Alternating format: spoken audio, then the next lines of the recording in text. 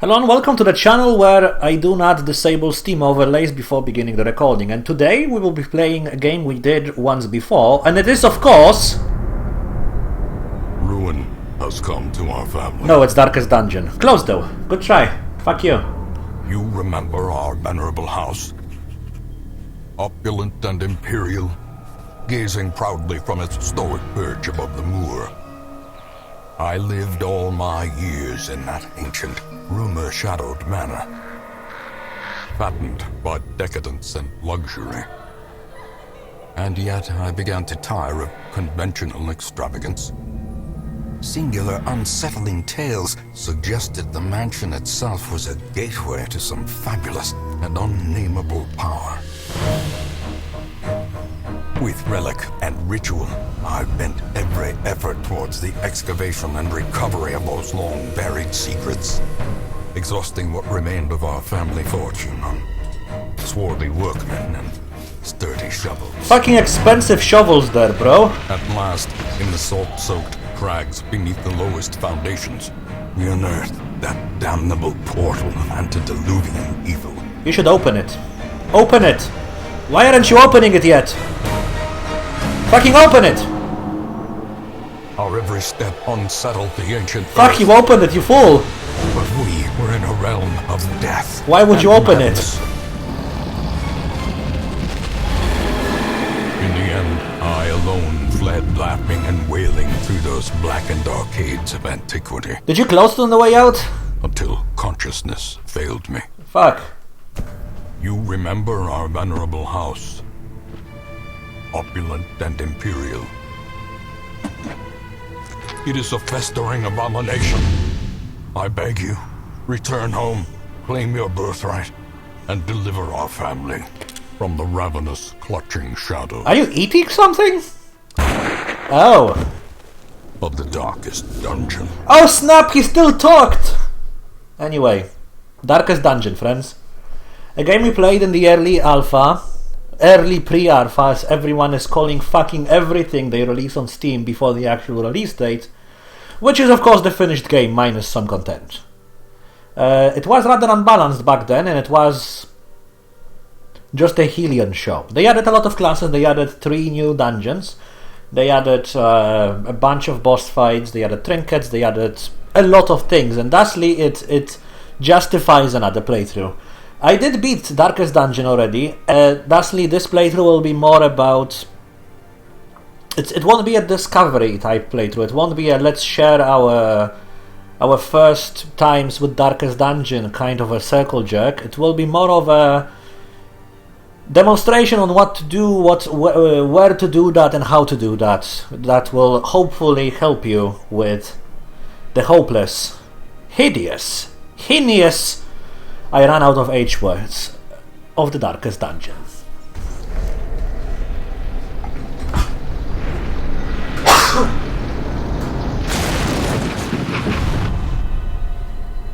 You will arrive along the old road. It winds with a troubling, serpent-like suggestion through the corrupted countryside, leading only, I fear, to ever more tenebrous places. There is a sickness in the ancient, pitted cobbles of the old road, and on its writhing path you will face viciousness, violence, and perhaps other damnably transcendent terrors. You mean transparent? So steel yourself, and remember there can be no bravery without madness. The old road will take you to hell, but in that gaping abyss, we will find our redemption.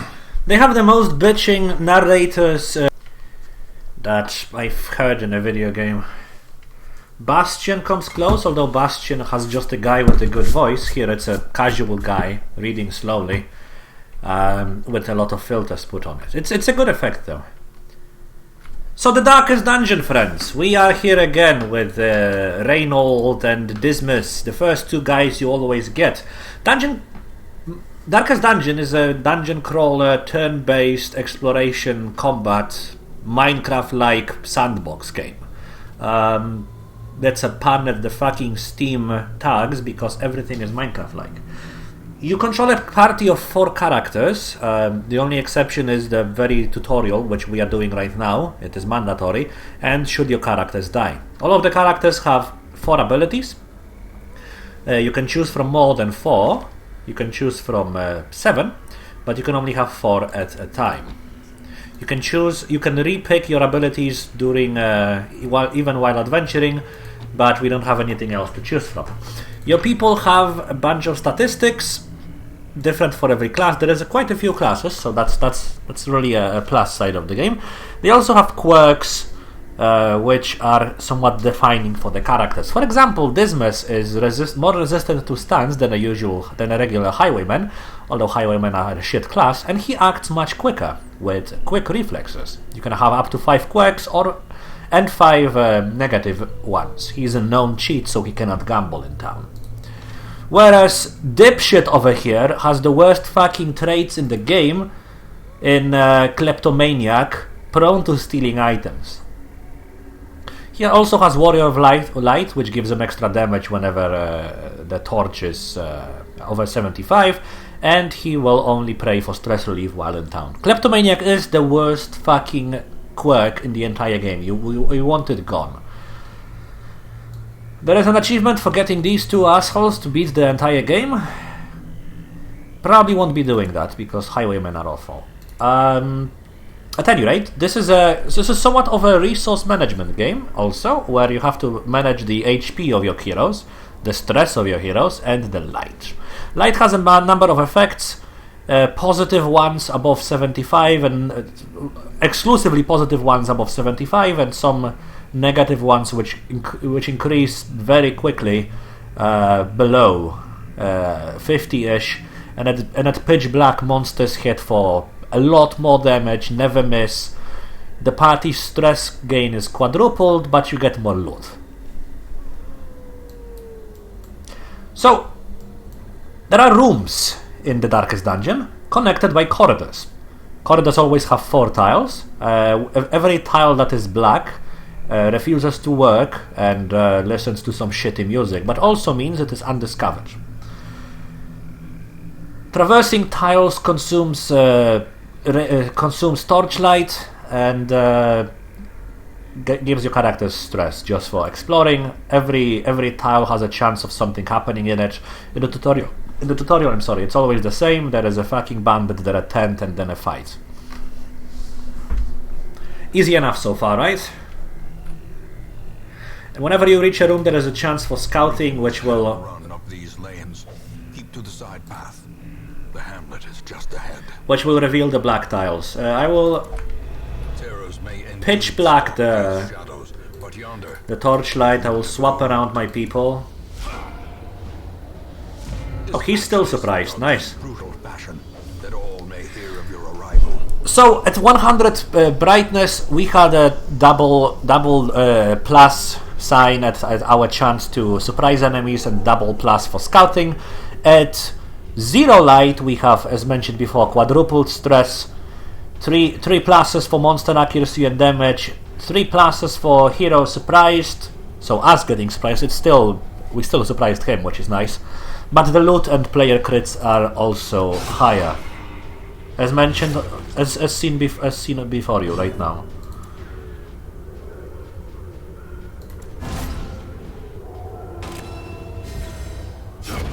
The slow death, unforeseen. 1050 gold, Forgiving. so a slight extra to what we would usually get.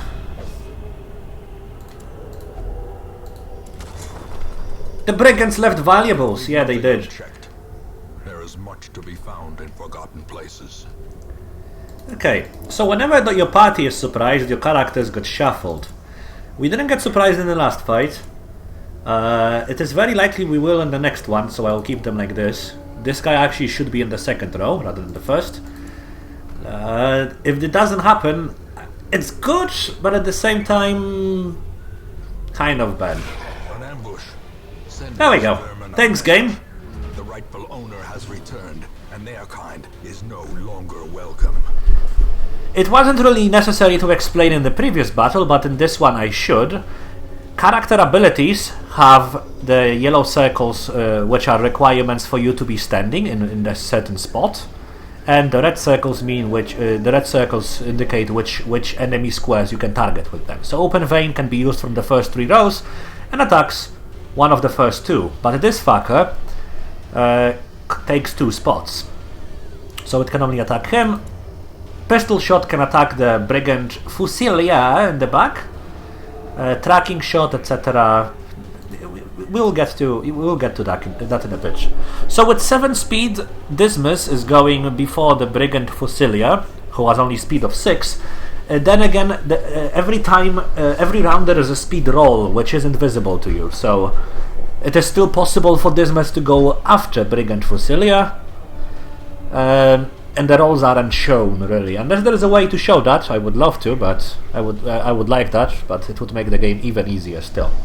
This fucker has a lot of HP, so we'll probably just ignore him for now with Dismas, because Kleptofuck over here cannot really attack the 3rd row. Anyhow, Well struck. nice. Blanket Fire reduces our dodge, but we resisted the debuff. Rain of Whips will cause bleed, but we resisted the debuff. Both of us, nice. Whenever characters reach 0 hit points, they die. Whenever characters reach 100 stress, they go fucking insane, and at 200 stress, they die. I do not wish to activate Bulwark of Faith, because Torch will, in this case, deny us some extra loot. I will instead try to use Stunning Blow, which has a stun chance of 100% base, minus the 50% resistance of the Brigand's Bloodletter, giving us a 50-50 to stun him. It failed. And now Fusilier went before us, even though Dismas's speed is faster.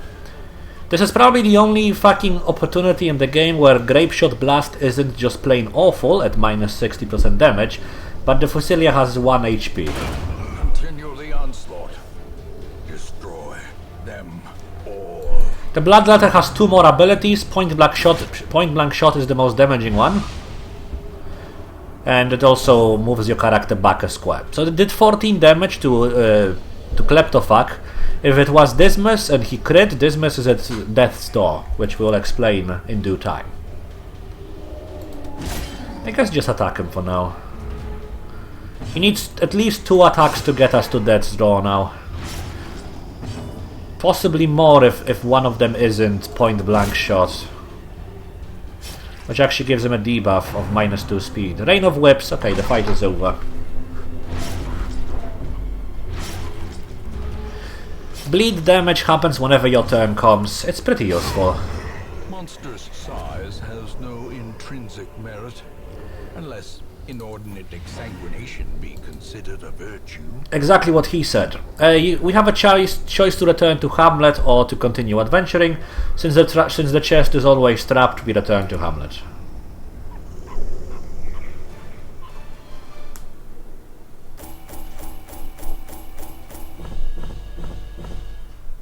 Anything you didn't use during the adventure, and so including the bandage that we got, 2 food rations, etc., is sold later at like a minus 90% price. It's awful, but hey, it's free. Hopefully you didn't get something even more shit. Clumsy, minus 5 dodge, nice, 10% protection. So this is useless in the early game. It will be useful later. This is very bad in the early game. Now we'll get 2 extra heroes, we will be introduced to the Hamlet, and from there it's just dungeons. Such as it is. This squalid hamlet, these corrupted lands, they are yours now. Almost everything is locked now. There is no reason to visit the graveyard. There will be no one ever in our playthrough in the graveyard.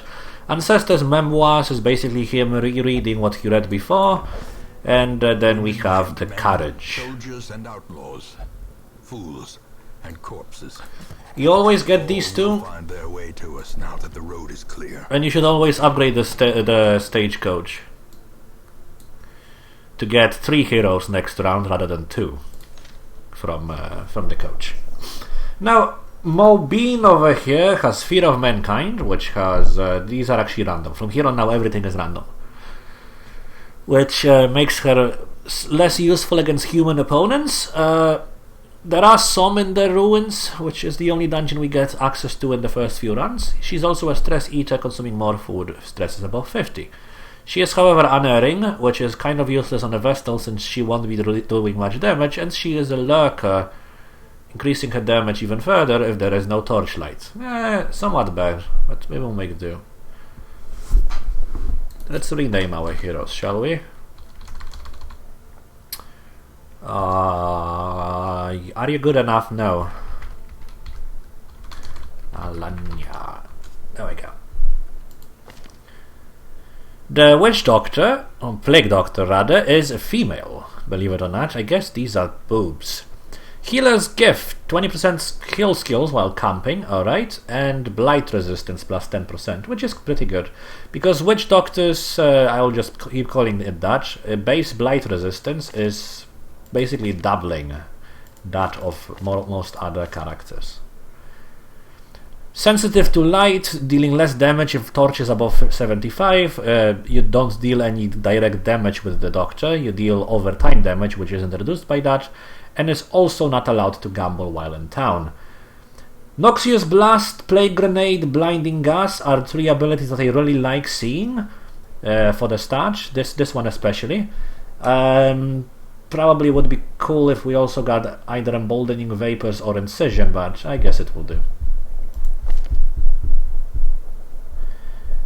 We need to get rid of that quickly because it's really bad. Alright, I didn't rename the Doctor.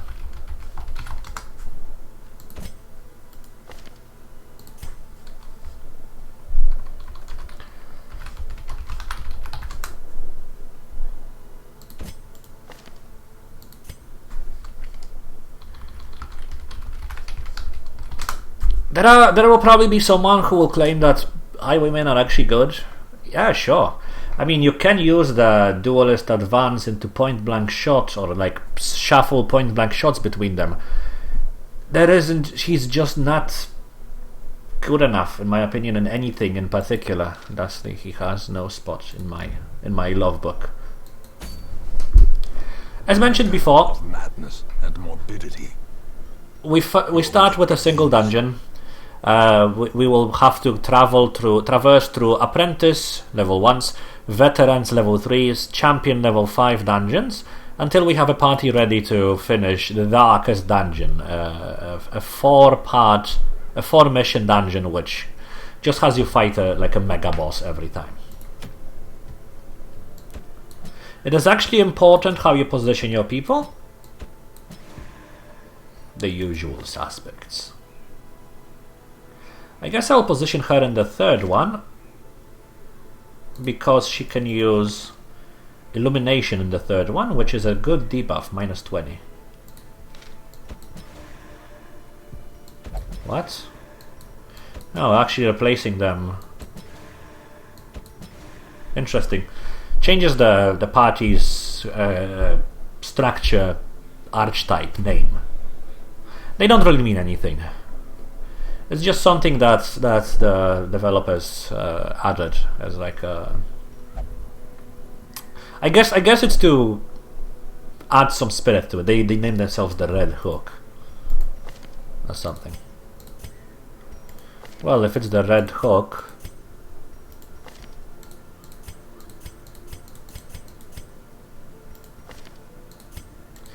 there isn't anything red for the... Oh no, there is. Nice, Red Hook, let's go. This is the last screen you will ever see that is different than the others. Later, in blood. It is the provision screen, the preparation for the journey. We'll take 12 food just in case we get fucked by hunger events. We will take 4 torches. Holy water is useful in the ruins, so we will take 3, and we will take 3 shovels. Everything you take costs money, so don't waste it, honey.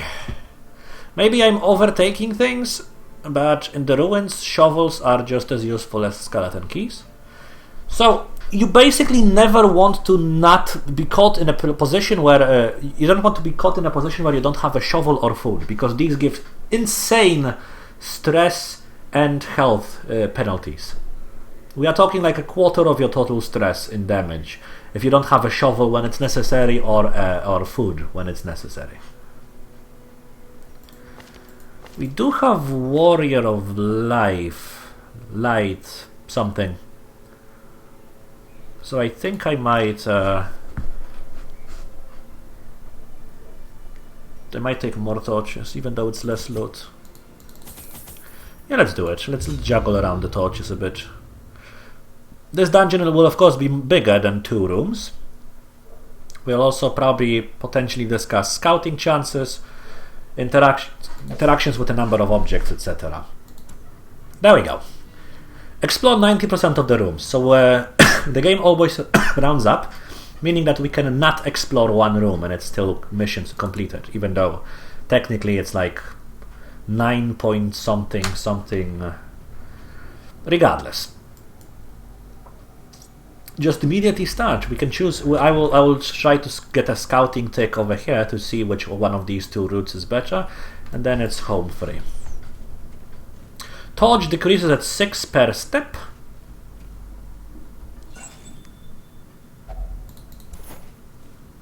And at 75 or below, it actually gets you actually get a penalty to scouting, monster surprise, chance, etc.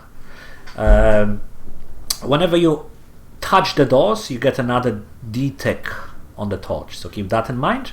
However, you can still use items if you are quick enough while traversing doors. So these 2 unfortunate sods are mega fucked. What I'll do is a tracking shot with Dismas, even though he's abysmally fucking worthless. Oh, I changed his name, never mind.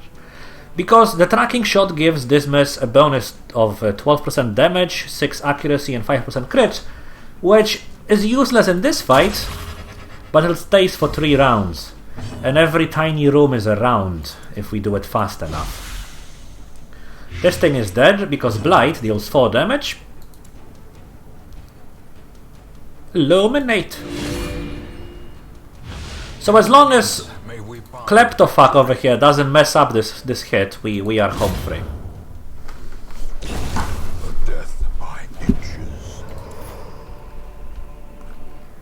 I'll first switch to map because we have 100 light so to get the scouting, and you can see that we scouted that there is an obstacle and the fight ahead. Meaning that unfortunately the buff won't matter, but if it was vice versa, if the fight was over here, Dismas would start the fight with extra accuracy and damage for a single round. It's occasionally useful.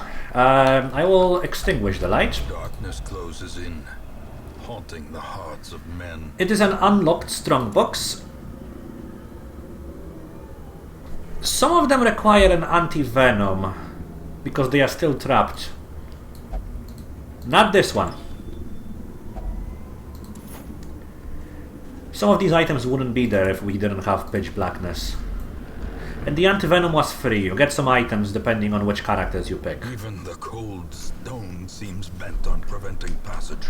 If you don't have shovels for the blockades, you will have a very, very bad time. Potentially a surprise? Nope. So, out of these 3, the Bone Rabble is completely worthless of an enemy.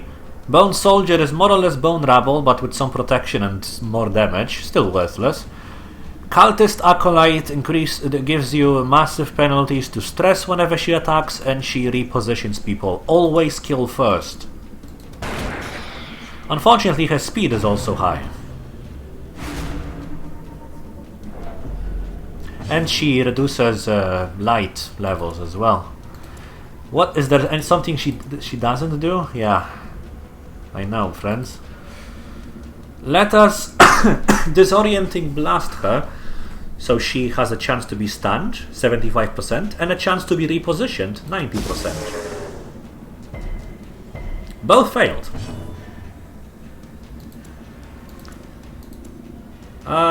This increases our torch level, but it should be fine. I just want her dead, no matter what.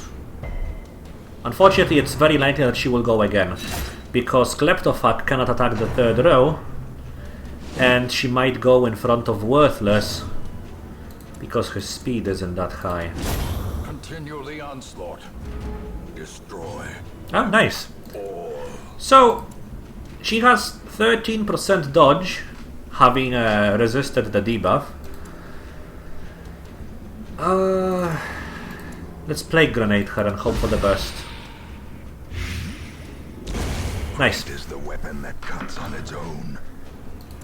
Critical hits give you a small stress relief. 4 points, I believe, always. Stress will accumulate quickly, much more so if you are playing in the dark, because you are a greedy fuck.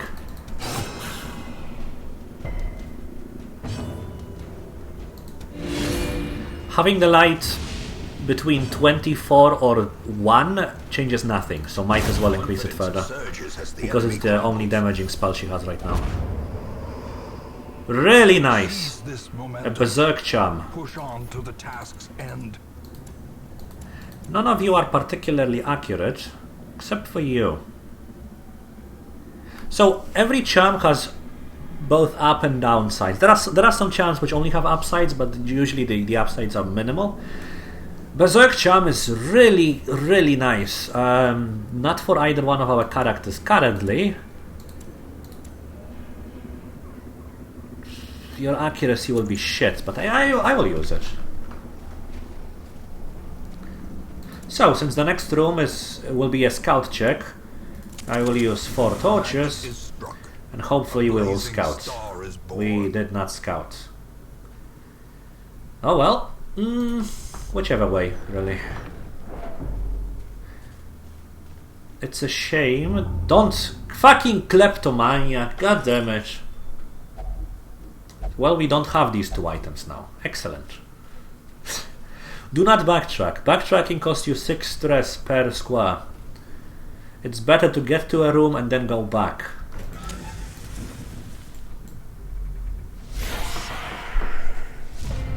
Surrender!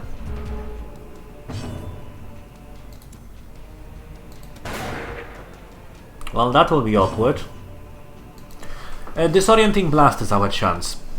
If you manage to put the Cultist Brawler in the 3rd or 4th row, it's a good thing, because his attack will be much weaker. But that's impossible right now, unfortunately. Double resist again. That's a 75 and a 90% chance to succeed. Not to fail. Well, at least her dodge is nothing now. Okay, Stunning Blow on this fucker. So the problem here, right now, will be that monsters surprised mean they go after you. Since we missed on the Acolyte twice, dodged the shot and resisted all the debuffs, and she is alive, it means that the monster's turn isn't lost. They will go they will go as last. And then when the next turn comes, they will go again before you. Monster double turn is the worst fucking thing that can ever happen to you. Is there a chance for you to slay him in one spot? Only with a crit, so go for the undead, which you didn't slay either. Rend for the old gods. Missed, nice. It's his main attack. It causes bleeding, quite a bit of damage, rather high crit chance, and moves him forward 1 square. If you manage to get him into the 3rd row, he uses Stumbling Scratch, which doesn't have a bleed chance and has almost no accuracy. Triple missed, Worthless. Nice, thank you. I was greedy, I wanted to kill the Rabble and deal damage to the Acolyte. I guess let's just clear this. Whenever a body is destroyed through Blight, or a critical or bleeding, the corpse is destroyed. Otherwise, the body leaves a corpse on the enemy leaves a corpse on the ground, which occasionally is rather problematic. Is there a world where you kill her? No. Might as well do a heal then.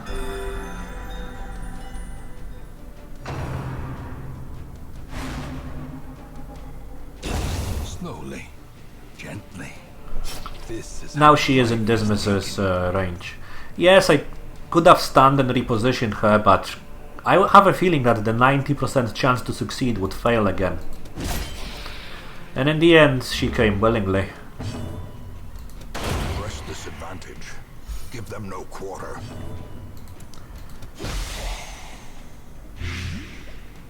Oh, nice. We actually will manage to kill him before. Never mind. Well, now he's dead no matter what on his next turn. Since he will be hit for 4 and he has 4 damage. Meaning I will just increase the torchlight, buff myself. The path is clear. Oh, it's only 1 round. Require only the strength to follow it. Most of the buffs are multiple rounds. Well, in that case, we'll just kill him hoping for a crit. Their formation No crit. broken. Maintain the offensive. Because crits give you stress back. No scouting. Awesome. Thank you, game. Terrors may indeed stalk these shadows, but yonder, a glint of gold. A chest with your family's sigil requires a key to open or a shovel. It doesn't require it to get the contents, but if you don't use either one of them, there is a chance you will get fucked instead. Whenever you don't have an item that removes the RNG from a curio, you might get fucked. This is the last room where I will want scouting chance. Scouting? Yes, thank you. A double scout maybe? No. So that's a battle room. With a curio. Well, if I go here I will have to backtrack, then move here, so let's just ignore this shit. Don't dismiss. The darkness holds Not much dismiss. worse than mere Clap the fuck. trickery Easy. and boogeymen.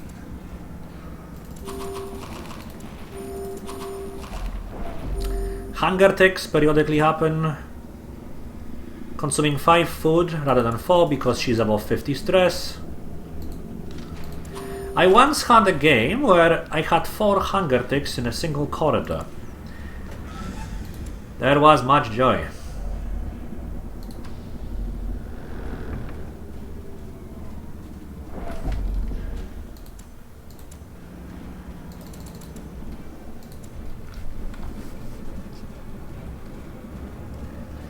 Another blockage. I think we will actually go for the battle room because these are okay, better.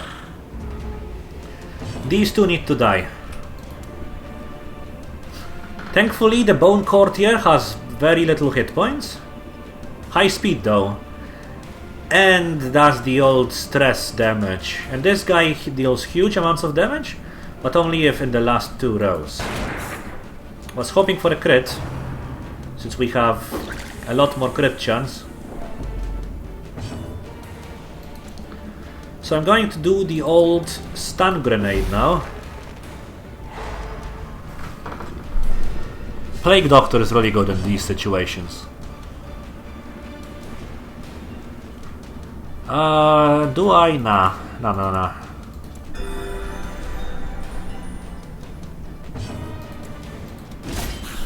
That was very little damage there. Kleptofuck.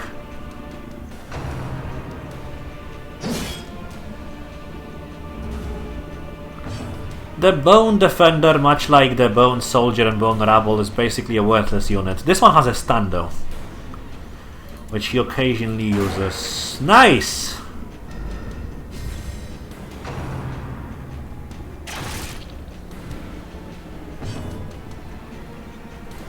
Just do a party heal for 1 each. Oh well. Do the old Plague Grenade, which will kill the courtier, yes. Now we just have to deal with the Arbalist. As the fiend falls, a faint hope blossoms. Maybe dead?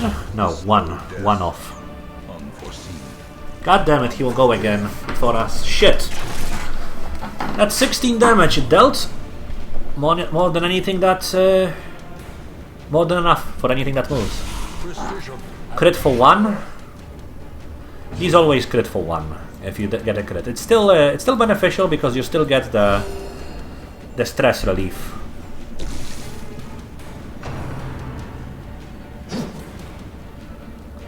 If you manage to get the Bone Defender into the 3rd or 4th row, he also is kind of useless. Because his Axe Blade is like a shitty Axe Blade, or however else it's called.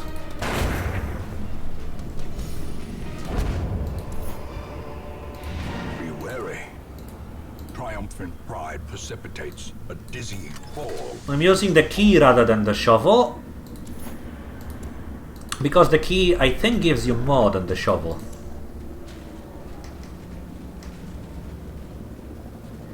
If we get 2 food ticks, 2 hunger ticks rather. Oh, and there is a chance whenever you are exploring back that there will be extra battles and stuff. Whatever.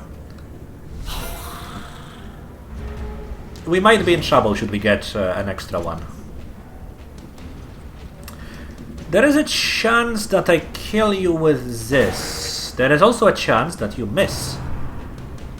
And you will be punished for it. The moment I have a chance to get rid of him, I will.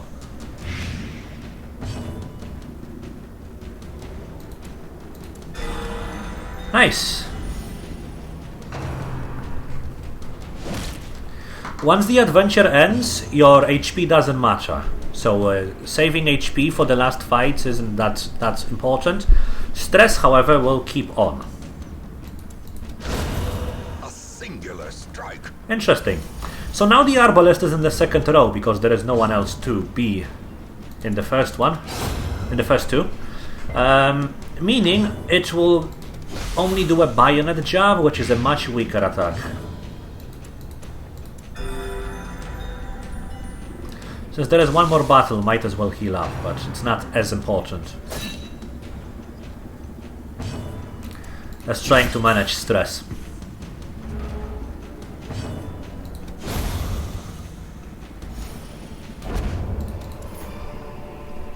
These nightmarish creatures can be felled. They can be beaten. If you have enough food, might as well just move back and forth in the dungeon to get some extra loot. There will be a trap over here that we have discovered. Every character has a different chance to disarm the trap. Based on their level, their class, and their trinkets, disarming a trap removes some stress. Failing to disarm damages you and gives you a lot more stress than disarming removes. This is the last room. It has a curio. There is just a single curio. Holy water will thusly otherwise be useless. It only does bleed though. Oh well. On you, I guess. And eat 4 food, because we need 5 to get past the hunger tick. Oh, this is really nice. Potentially.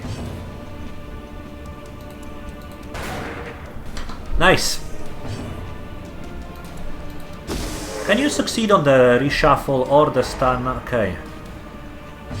I don't know, the shuffling really fails. This succeeds though. Less stress. You can argue that it's good, it's thusly good to just drag a fight against a single opponent. You can heal up, etc. They added a mechanic to prevent that. If you don't manage to like, if you are toying too much with an enemy, your characters will become upset. If you miss too much in a row, they will also become upset. Well, I was hoping for a hit, but alas. Reposition him, please. Thank you.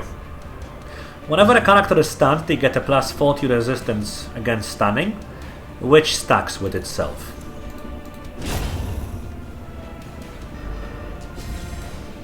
So each following stun is more and more difficult. We got 2 trinkets from that fight. At least promises success.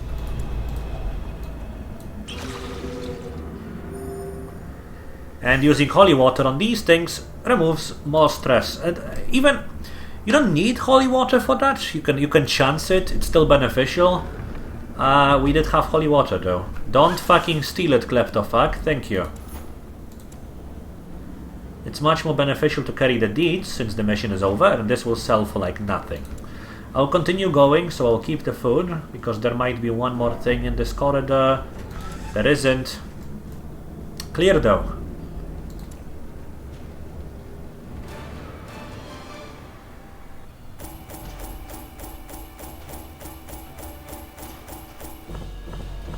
Could have gotten more gold, potentially.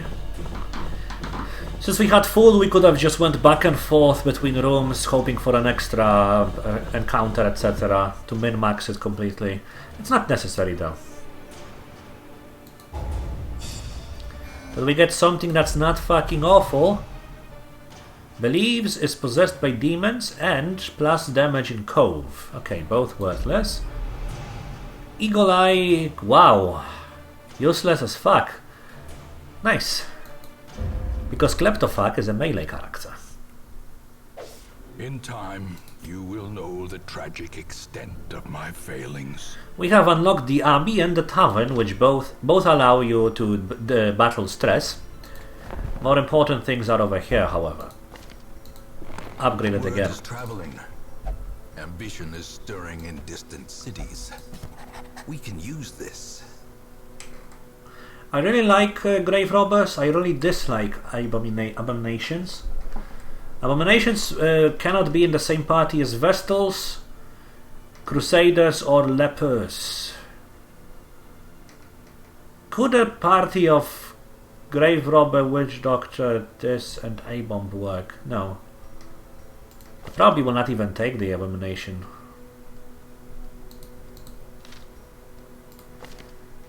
Yeah, thanks for coming, bro. This way, next week, since I will get 4 people, maybe we'll be able to use something. So, problem with Quincy is that, first of all, we don't have a guild yet, which allows us to train other skills. And Quincy has lunge, throw dagger, poison darts. Not the best set of skills. I guess if I used... yeah, because she doesn't have anything that repositions her back. And he doesn't, so it's really tough to use Quincy right now. She's a nymphomaniac. Okay, Quincy needs to be renamed Boss. Dagger, poison dart, pick, lunge. Do I have anyone who's not this guy to stand in the second row?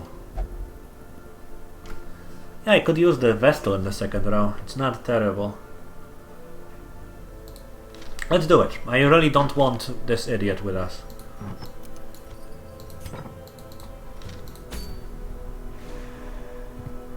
So, Vestal in the second row, Boss in the third.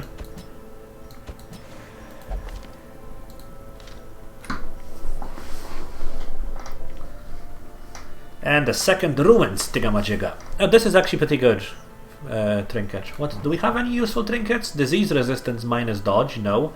Blight resistance minus dodge. There is almost no blight in Ruins. Blight skill chance minus 1 speed. That's actually not bad. And I want you to be faster, friend. So we can maybe pick slash dagger slash lunge at something really quickly in a fight. Oh, more stress damage in Ruins. And more stress damage versus Unholy. Plus 40% stress damage for Quincy there, for the boss, of course. I guess we are taking more torches and we aren't going full fucking darkness on it. Wait, it's a medium one? No, it's a short one. Why did I get so many rations available? Oh.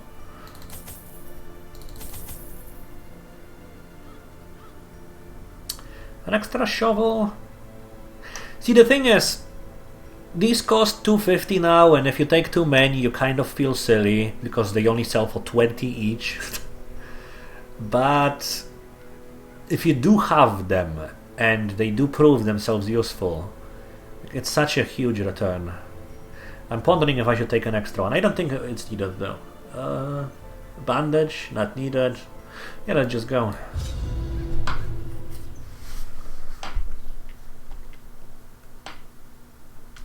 So the Plague Doctor is unfortunately slower. Maybe I should have given the trinket to the Plague Doctor. The fiends must be driven back. And what better place Because 55% stress damage for Quincy is really bad. Ruins, Unholy, and Berserk Charm. Yeah, that's really bad. Okay, less accuracy. Virtue Chance we will discuss later, possibly. Should it come to be. God damn it. Well, at least it wasn't taken by this idiot.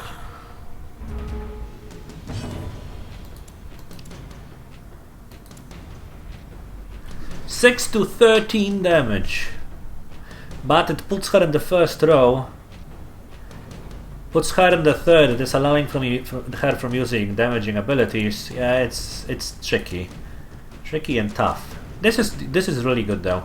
Because it's strictly better than Pick to the Face on every round except for the first use.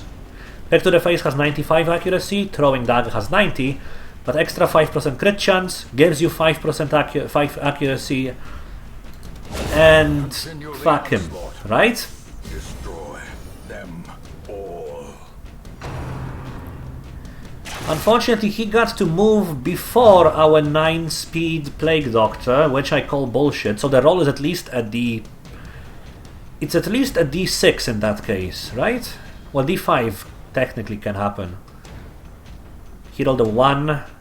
He rolled a 5. No, it's D6. Oh well. Let's just do the old disorienting blast, trying to reposition them. Both failed, awesome. Let's do the old more damage against Unholy. That did nothing.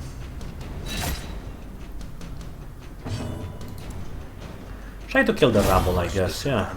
One less. Give them no quarter. Try the stun and repositioning again, friend. Thank you. So he's useless for the rest of the fight.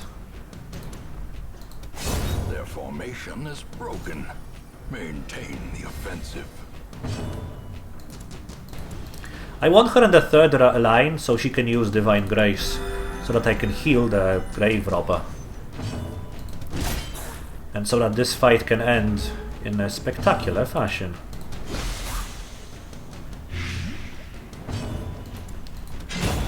As the fiend falls, a faint hope blossoms. And position them back. Easy enough so far.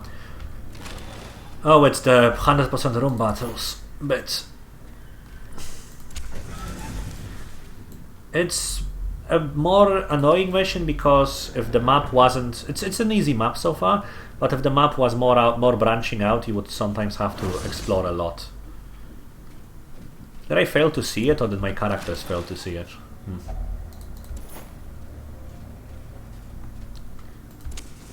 As the light gains purchase, spirits are lifted, and purpose is made clear. I wasted 2 points of light there because whenever you enter a new square, you lose 6, and if there was a battle in the new square, we would enter it, lose 6, and the battle would start with us not having 75 or above.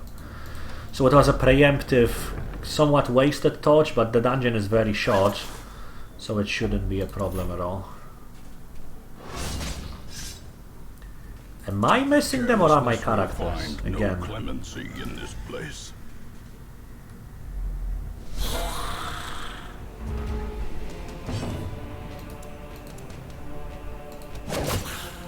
Ooh, didn't work. But the Plague Grenade, if it damages him for 1 and blights him, kills the fucker. Slowly, gently. This is how a life is taken. The weakness of a Vestal in the second row is, of course, that she doesn't have a lot of HP. He didn't use... what's the attack called again? His shield slam yet. Dead weight, that it is. Which is a knockback and stun on a character. Pretty nasty. confidence surges as the enemy crumbles. Plus 10 accuracy. So she's not missing. This guy's dead. One less. One left to go. The slow death. Unforeseen. Unforgiving. Yeah, that will happen occasionally. I need a healer. You are a healer.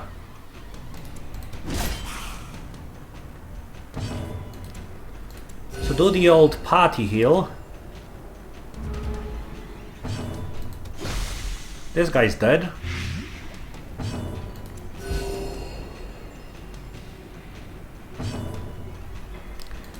I'll use the old poison darts. They don't do a lot of damage. But this gives me... It will deal either 1 or 2 damage, depending if it crits or not. Well, 0 also. But it gives us a chance, if he didn't go next, that I will get an extra attack with Reynold, giving us another chance to crit and another chance to reduce stress. Min-max the fucking living shit out of it. And the game is pretty easy. When you are backtracking, it only consumes 1 light unit per square.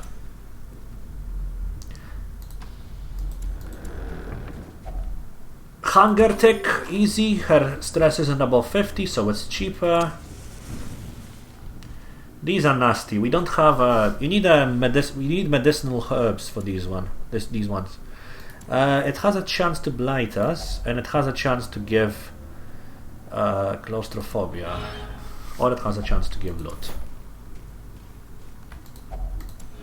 Wow, double loot all the way. Pretty easy so far. The light, the promise of safety. If you had good enough scouts, there is a chance that you will... Oh, nice. The last rooms are pretty juicy. There is a chance that you will uncover a secret room.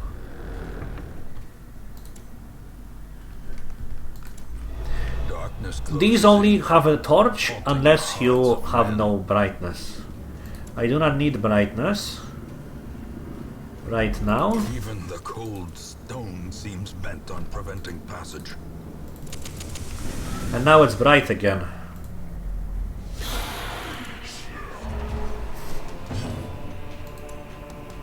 I think we are going to do the old stun grenaderoo. Resisted, cheers. Well, next turn she's dead.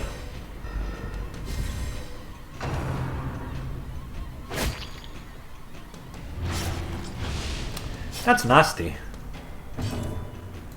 Maybe this turn she's dead? Max damage or crit, please? Thank you! Kill the rabble so they have less moves this turn. And so that the Vestal is protected. Don't tempt me, bro.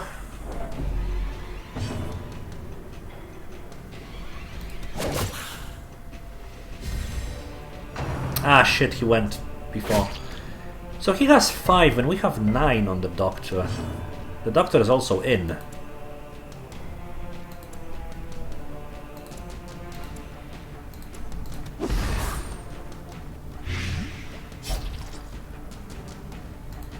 No more blood left for the leeches. Yeah. Try to stun him. 75% chance.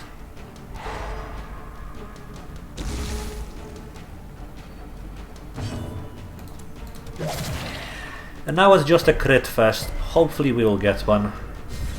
Alas, no. Alas, again no?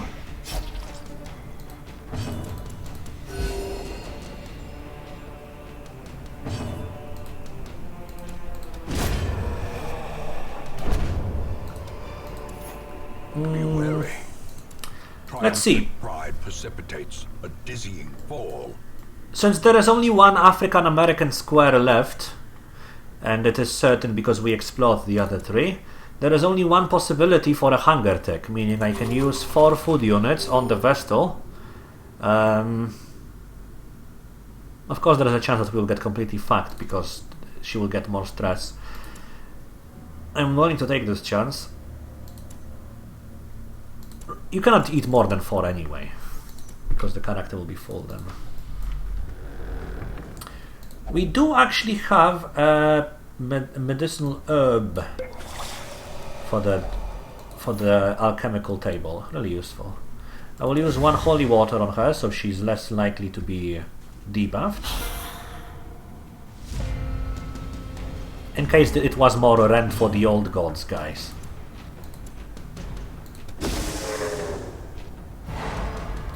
Useless for the entire fight.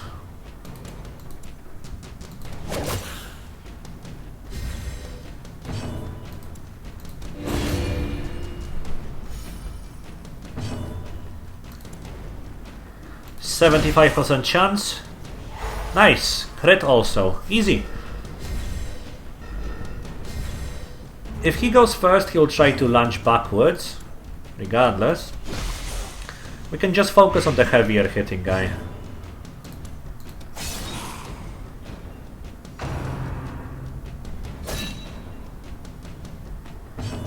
Since the Vestal was now in the 3rd row, she cannot be hit by the bayonet jab. Okay, you will still survive.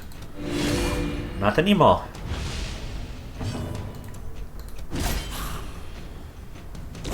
Great is the weapon that cuts on its own.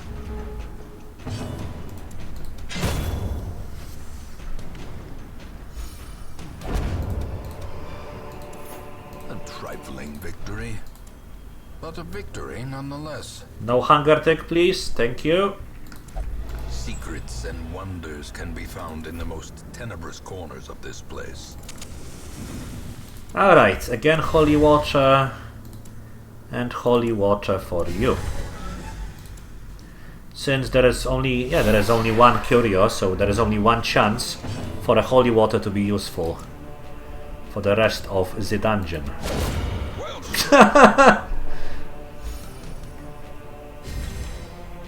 I didn't want to get surprised though. That's a bit too dangerous. Let's go disorienting. 2 of them are now useless for a round. And he will not survive to the next one. See, stumbling scratch from the 3rd and 4th row. No bleed, chance, no debuff to stress, and much less accuracy and damage.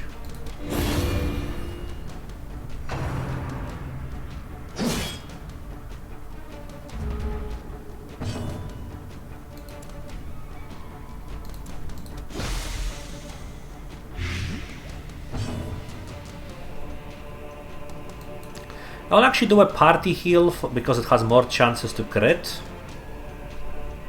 Yeah. Alas, no. Fuck him.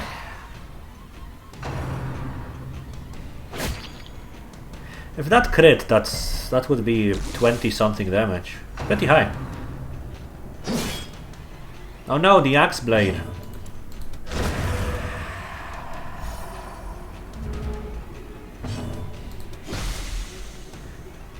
The debuffs, of course, stack. Everything stacks in this game, more or less. Another chance for a crit? Alas, no.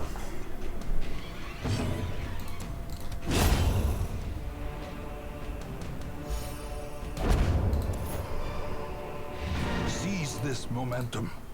Push on to the task's end.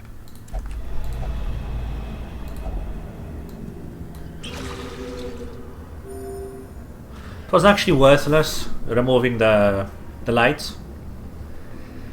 It didn't actually do anything. I think this either heals your stress or buffs you if you don't use holy water, and just heals your stress and yourself if you do use holy water, but it heals for more than the random chance. Room by room, hall by hall, we reclaim what is ours. Awesome.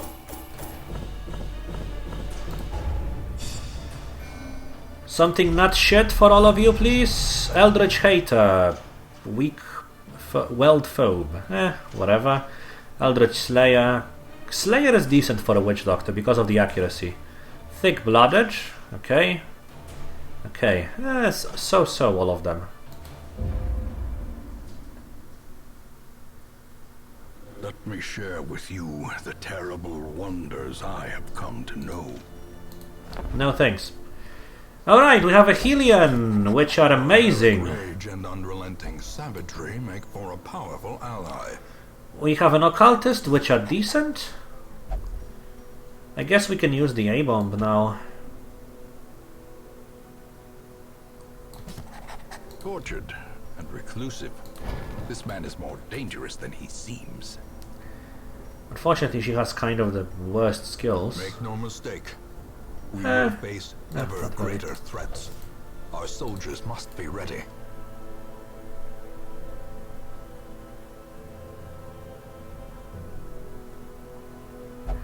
Bleed isn't good in the ruins at all, because skeletons are immune to bleeding.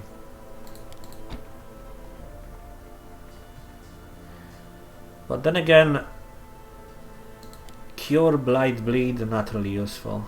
Not that much bleed in there either. And let's just take these. So you are an Unholy Slayer and balanced, but unquiet mind. Pretty good traits, actually.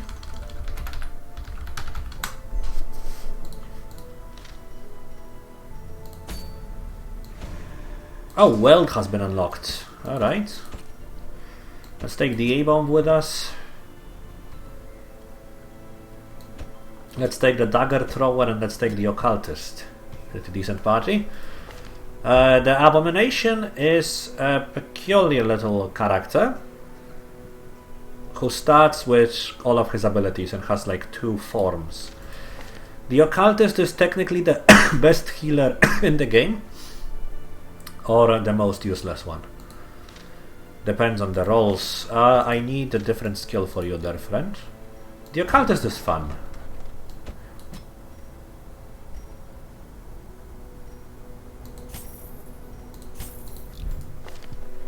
Is, I guess, the best way to present him.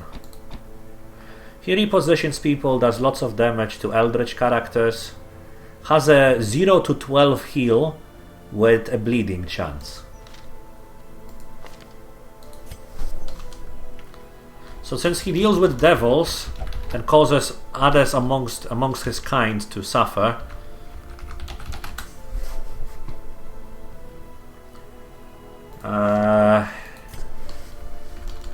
let's see.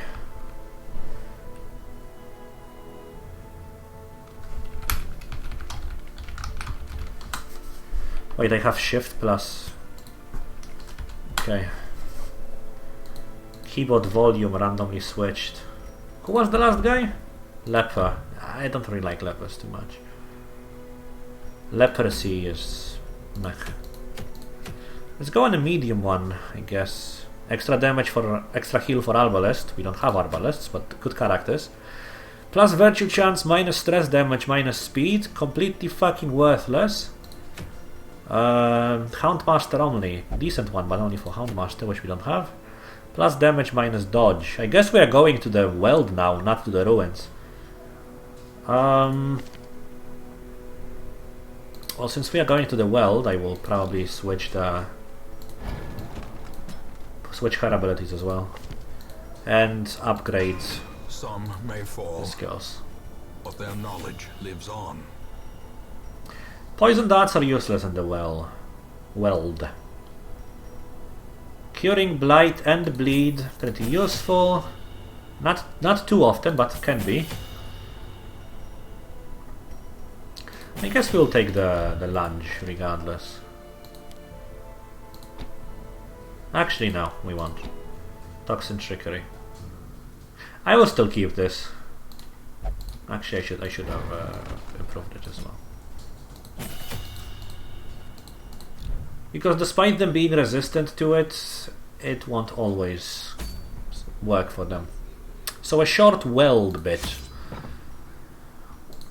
For the Weld you need extra shovels. I guess 4 is enough. Bandages. There was one more thing. Something stupid it was. Oh right, like an anti-venom. I guess I'll take an extra shovel. Really useful in the Weld. Potentially, of course. This is a short map, so we might have taken too much. Let's take 4 and let's get fucked because of it. Or rather denied some loot. A minor issue. You don't get the bandages for the world so that you can bandage your own bleeding. You get them for the curious. Corruption has soaked Oh, the nice. soil, sapping all good life from these Fucking groves. corridor. Let us burn out this evil. I don't know how to use the abomination properly yet. There we go. Mummified remains. Use a bandage. That was worthless. I paid more for the bandage. But otherwise you would get a blight on you and... or a disease or fucking everything else. These things mark and debuff you and blight you. These things are kind of shitty unless you are marked. And the dogs are fast and cause bleeding.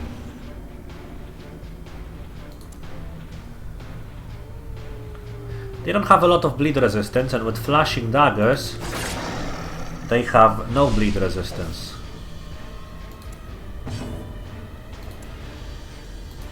If it fits, she sits. 714 and you would be 612. I kind of want the dog dead. It gives me a debuff. Let's focus on these guys.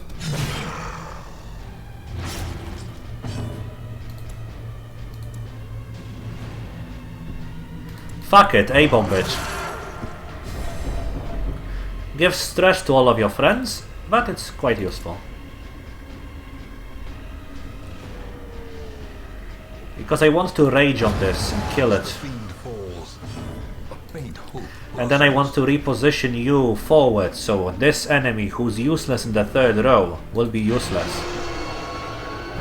It causes these to use escaping spore rather than an actual attack.